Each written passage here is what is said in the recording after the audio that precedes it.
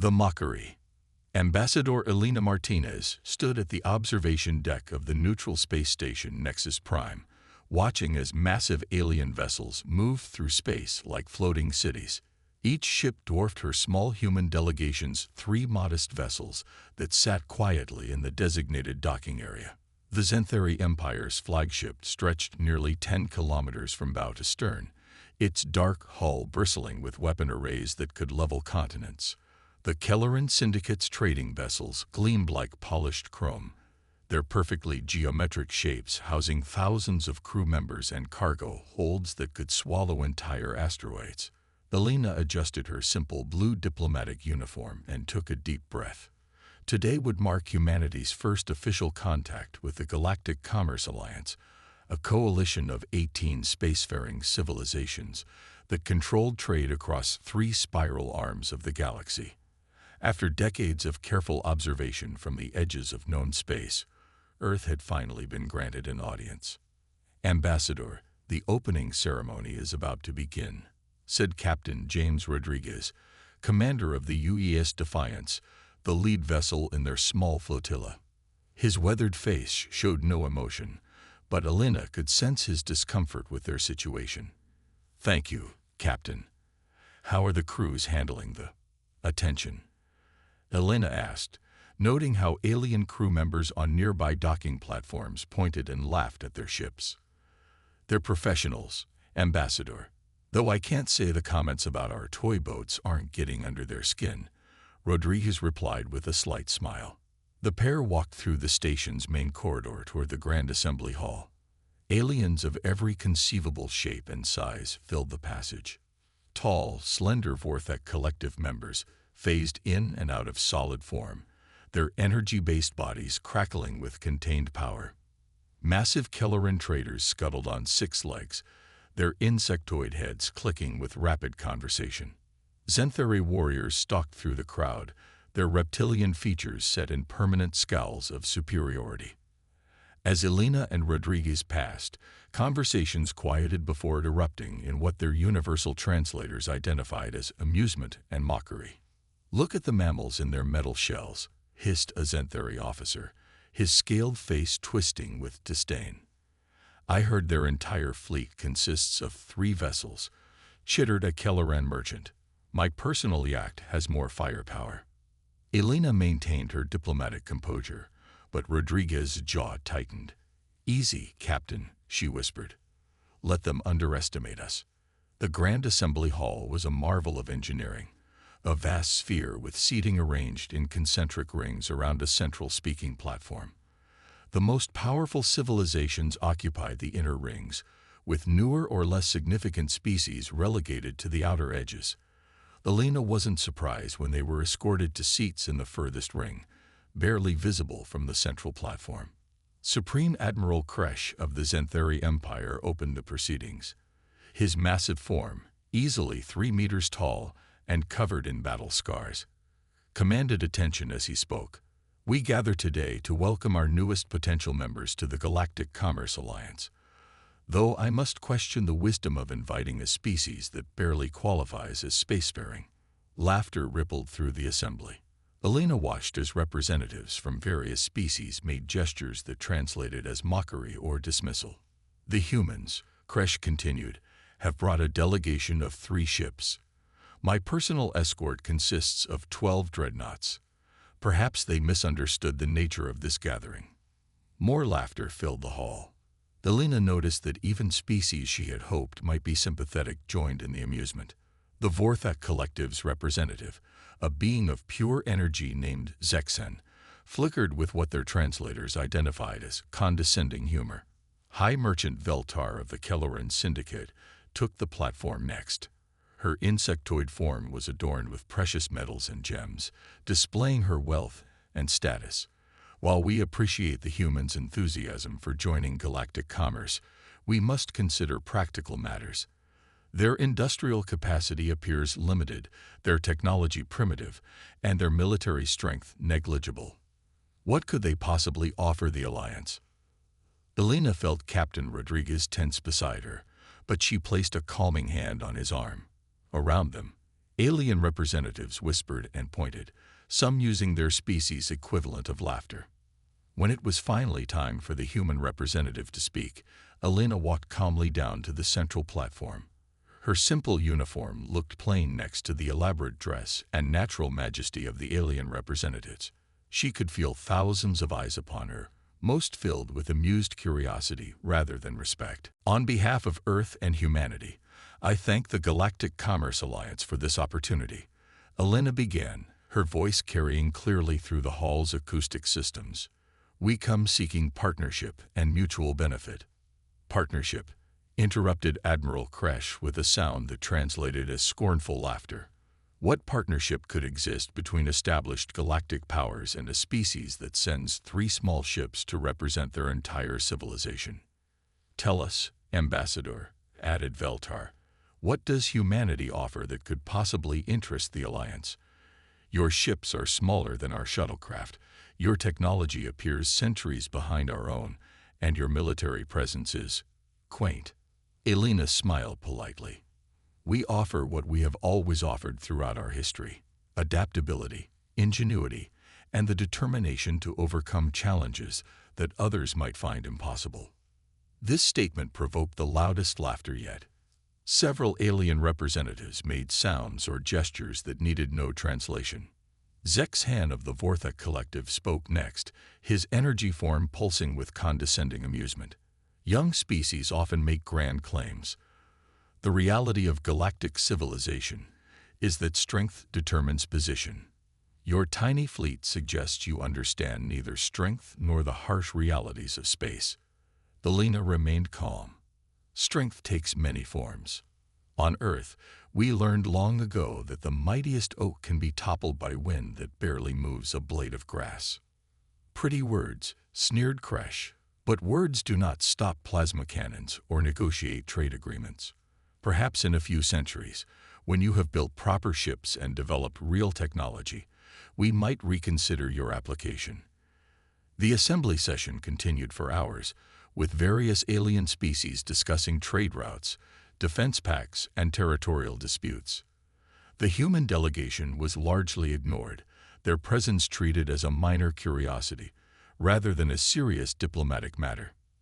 During a break in the formal proceedings, Elena found herself approached by several alien representatives in the station's hospitality area.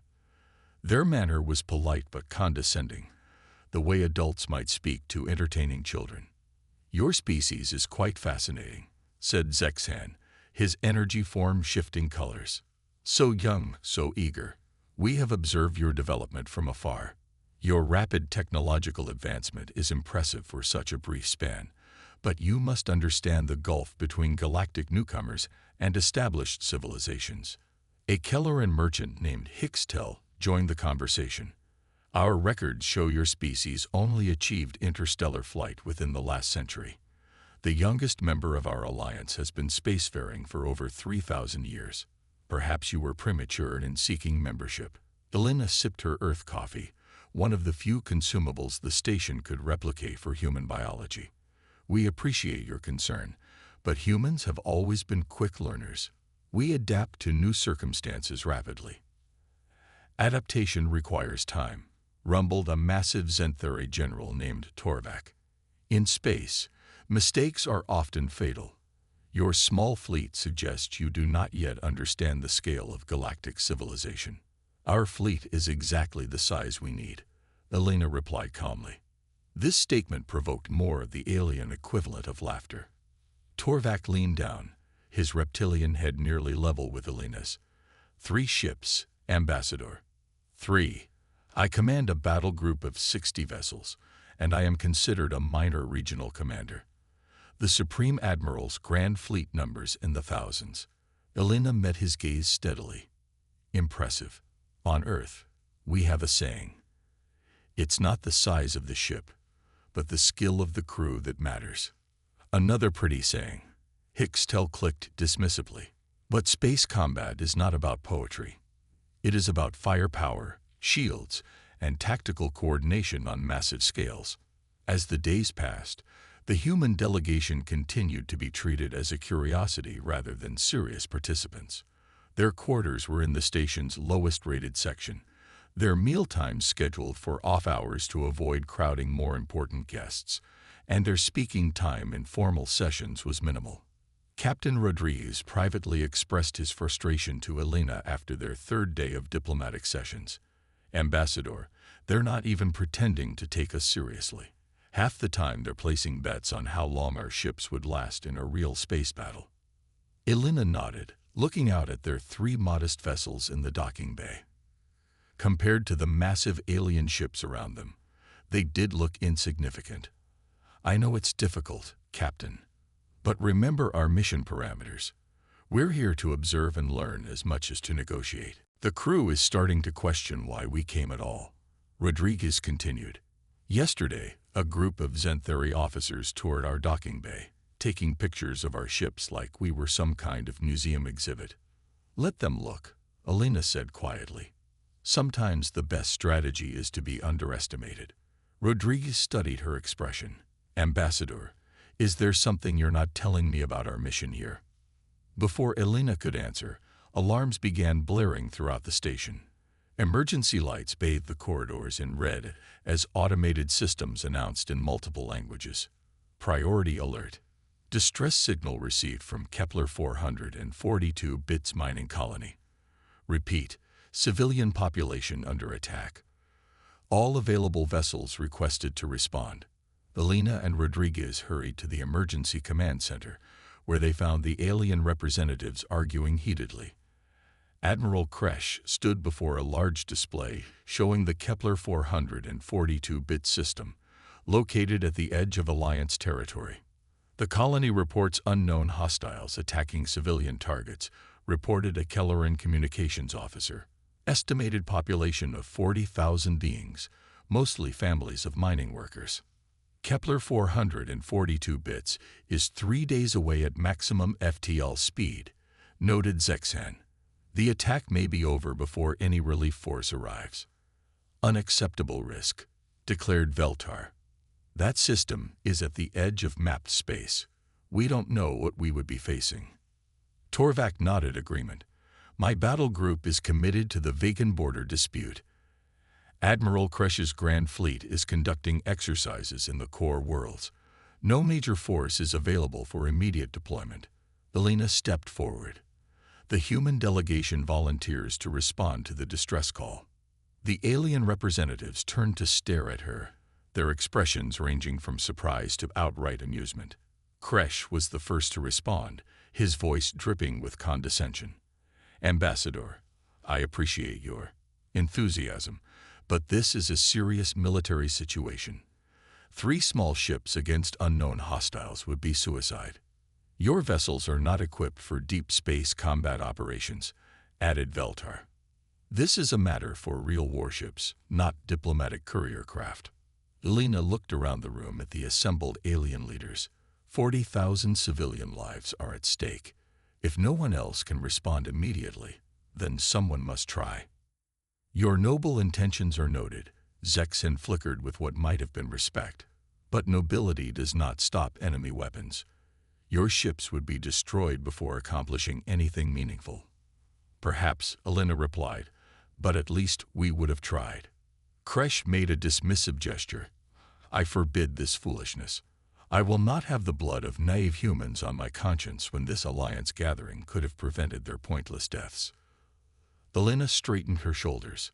"With respect, Admiral, you have no authority over human vessels. We are not yet members of your alliance, and Earth maintains sovereign authority over its ships and crews. Then you doom yourselves through ignorance and pride," Torvak rumbled. "Perhaps," Elena said quietly. "Captain Rodriguez, prepare the fleet for immediate departure. We have civilians to save." As the human delegation prepared to leave, word spread quickly through the station. Aliens gathered at observation windows to watch the 3 small human ships power up their engines. Most expected never to see them again. The thunder. The journey to Kepler 442 bits took the human fleet 18 hours instead of the predicted 3 days, though Captain Rodriguez was careful not to reveal this detail in his communications with Nexus Prime. The UES Defiance, UES Resilience and UES Harmony dropped out of FTL at the edge of the system to find a scene of devastation. Kepler 442 bits, once a thriving mining world, was under siege. 20 massive vessels of unknown design surrounded the planet, their dark hulls absorbing light rather than reflecting it. Debris from destroyed orbital stations created a glittering ring around the world, while distress beacons from escape pods filled the communication channels with desperate pleas for help. "Captain, I'm reading 20 hostile vessels," reported Lieutenant Sarah Chen from the Defiance's sensor station. "Each one is approximately the size of a Zenthuri dreadnought. Energy signatures are unlike anything in our database." Rodriguez studied the tactical display with growing concern. The enemy ships were systematically destroying the planet's infrastructure while ignoring civilian evacuation attempts. "Any word from the colony's government?" "Governor Walsh is coordinating evacuation from the underground shelters," replied Communications Officer Marcus Webb. "He reports that the attackers aren't responding to any communication attempts. They're just harvesting." "The hostile vessels are strip mining the orbital platforms and surface installations," Chen explained. "They're not just destroying, they're collecting raw materials and technology." Rodriguez activated the fleet-wide communication channel. "This is Defiance Actual to all ships. We have civilians to evacuate and hostiles to deal with. Remember, we're outnumbered 20-3, but we have advantages they don't know about. Execute Operation Sleight of Hand." "Acknowledged," came the replies from Captain Lisa Park of the Resilience and Captain David Kim of the Harmony. Delina watched in fascination as the 3 human ships began what appeared to be a standard approach toward the planet. To any observer, including the hostile vessels, they would seem like 3 small, lightly armed ships attempting a hopeless rescue mission. The reality was far different. As the human fleet closed distance, the enemy vessels finally took notice. The largest of the hostile ships, a massive construct that seemed to be composed of interlocking geometric shapes, moved to intercept them. When it opened fire, beams of coherent energy that could have vaporized a city block lanced through space toward the approaching human vessels. The beams never reached their targets. Instead, they struck shimmering barriers of distorted spacetime that appeared around each human ship. The barriers didn't absorb the energy, but rather redirected it, sending the deadly beams spiraling harmlessly into empty space. "Adaptive spatial distortion fields are holding," reported Chen, her voice steady despite the massive firepower being directed at them. "Enemy weapons are being redirected with 99.7% efficiency." Rodriguez smiled grimly. "Let them think we're lucky. Continue approach." The hostile vessels increased their rate of fire, concentrating multiple ships on each human vessel. To any observer, it would seem impossible that the 3 small ships could survive such an onslaught. But the mysterious barriers around each human vessel continued to redirect even the most concentrated attacks. As the human ships drew closer to the planet, their true nature began to reveal itself. What had appeared to be 3 modest-sized vessels suddenly began to expand and reconfigure. Hull sections slid apart, revealing internal frameworks that had been compressed using advanced spatial folding technology. Within minutes, each small human ship had transformed into a configuration nearly as large as the hostile vessels. "Modular expansion complete," reported Chen. "All systems online. Launching fighter wings." From each transformed human vessel, swarms of smaller craft emerged. To the watching aliens, it appeared as if the human ships were giving birth to dozens of fighters. In reality, the fighters were sophisticated drone units, each one controlled by advanced AI systems that could adapt to enemy tactics in real time. The hostile vessels, which had been focusing their fire on 3 targets, suddenly found themselves facing over 200 agile, intelligent opponents. Their targeting systems, designed for large-scale fleet combat, struggled to track and engage the smaller, faster human drones. Captain Park's voice came over the communication channel. "Resilience to all ships. I'm reading interesting patterns in enemy behavior. These aren't organics or even conventional AI.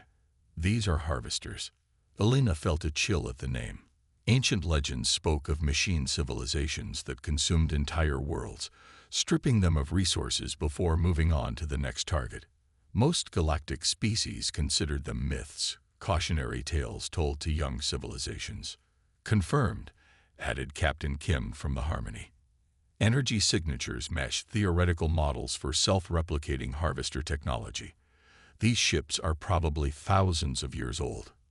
Rodriguez nodded grimly. That explains their tactics. They're not used to opponents who can adapt faster than they can. Continue the operation. The human drones began their attack runs, but not in the way the harvesters expected. Instead of direct confrontation, they used coordinated swarm tactics, with groups of drones working together to exploit weaknesses in the harvester vessel's defenses. When the enemy adapted to one approach, the human AI systems immediately switched to another. Meanwhile, the three main human vessels had taken positions around the planet, using their transformed configurations to begin large-scale evacuation operations. Massive cargo bays that had been hidden within their compact hulls now opened to receive evacuation shuttles from the planet's surface. Defiance to Governor Walsh, Rodriguez transmitted. We have evacuation capacity for your entire population. Begin immediate transfer of all personnel to designated coordinates. Roger that, Defiance, came the reply from the planet's surface. I have to ask, how did three small ships become this capable? Weapons that had been disguised as sensor arrays or communication equipment activated, revealing themselves as kinetic artillery systems that fired projectiles at significant fractions of light speed. The relativistic rounds struck the harvester vessels with the force of nuclear weapons, but their real devastation came from the electromagnetic pulses that followed each impact. The harvesters, being ancient machines, had been designed when such weapons were theoretical impossibilities. Their shielding, perfect against energy weapons and conventional projectiles, provided no defense against relativistic kinetic rounds that warped space-time around them as they traveled. One by one, the massive harvester vessels began to suffer catastrophic systems failures.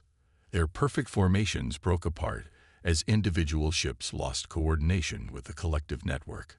Some attempted to flee, but the human drone swarms had already analyzed their FTL signatures and deployed interdiction fields.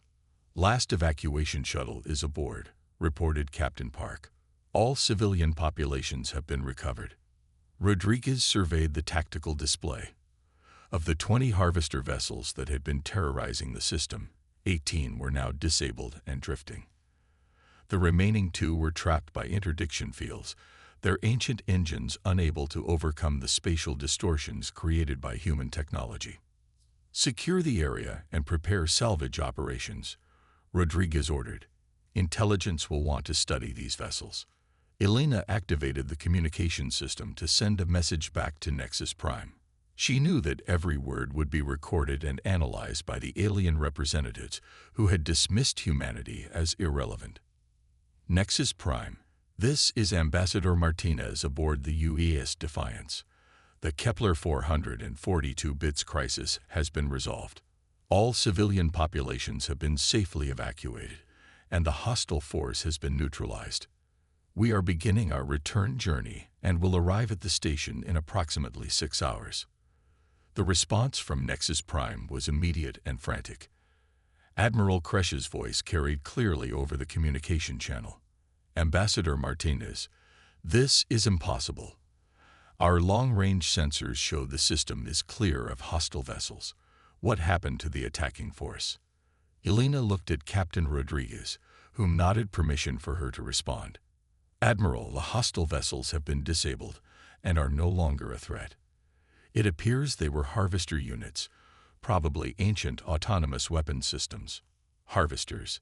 The shock in Kresch's voice was audible even through the translation system. Harvesters are myths, stories told to frighten children. Not anymore, Elena replied calmly. We'll be bringing back detailed sensor records and salvage technology for analysis. When the human fleet arrived back at Nexus Prime, they found the entire station in an uproar. Every alien species in the Alliance had ships scanning the approaching human vessels, trying to understand how three small ships had accomplished what would have required a major fleet action. The docking bay was packed with alien observers as the human ships settled into their berths. Alina noticed that their assigned docking area had been quietly upgraded to the premium section, and station security was keeping the crowds at a respectful distance. In the emergency session of the Alliance Council that followed, Alina found herself sitting in the inner ring, with representatives from major galactic powers addressing her with newfound respect. Admiral Kresh was the first to speak, his massive form somehow seeming smaller than before.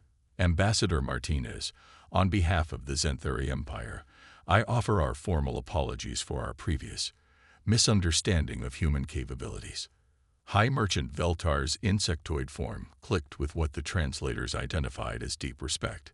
The Kelloran Syndicate wishes to immediately begin negotiations for technology exchange agreements. Your spatial folding techniques alone would revolutionize galactic shipping. Zexhan of the Vorthek Collective flickered with colors that Alina's briefings had identified as profound admiration. We have underestimated your species catastrophically. Your tactical innovations in the battle against the Harvesters demonstrate a level of adaptability we thought impossible. Alina stood to address the assembled representatives. Honored colleagues, humanity appreciates your recognition, but we must address a more serious concern. The Harvesters were not myths. They are real, they are active, and the force we defeated was likely just a scouting group. A hush fell over the assembly. The revelation that an ancient enemy thought to be legend was actively threatening galactic civilization sobered even the most arrogant species. Our analysis of the captured Harvester technology suggests they have been systematically consuming uninhabited worlds to build up their forces, Alina continued. The attack on Kepler 442 bits was probably a test of current galactic defenses. Torvak leaned forward, his battle-scarred features grave. What do you propose, Ambassador? Alina looked around the chamber at the representatives of species that had mocked humanity just days before. We propose an alliance, not the commercial partnership we originally sought, but a military coalition to prepare for the greater Harvester threat that is certainly coming. And humanity would lead this coalition? Asked Kresh, his tone containing no mockery now. We would contribute what we do best, Alina replied. Adaptability, innovation, and the determination to protect those who cannot protect themselves. The same qualities that let 3 small ships save 40,000 lives. Zexan pulsed with agreement. The galaxy has learned that human strength does not lie in the size of their ships, but in the ingenuity of their minds and the courage of their hearts. Alina smiled, remembering her conversation with Captain Rodriguez days earlier. On Earth, we have always known that the mightiest giants can be felled by those they underestimate. The Harvesters made that mistake with us. We must ensure they don't get the chance to make it with the galaxy. The vote to establish the anti-Harvester coalition with human leadership was unanimous. As the session ended, Alina reflected on how quickly perceptions could change. The tiny fleet that had been mocked as insignificant was now seen as the galaxy's best hope against an ancient threat. But Alina knew the real test was yet to come. The Harvesters they had defeated were just the beginning. Somewhere in the depths of space, ancient minds were analyzing the defeat of their scouts and preparing responses that would test human adaptability to its limits. She looked out at the stars and smiled. Humanity had always performed best when facing impossible odds. The galaxy had finally learned what Earth had always known. When the thunder strikes, it's not the size of the storm that matters, but the lightning that leads it. The tiny fleet had roared, and the galaxy would never be the same.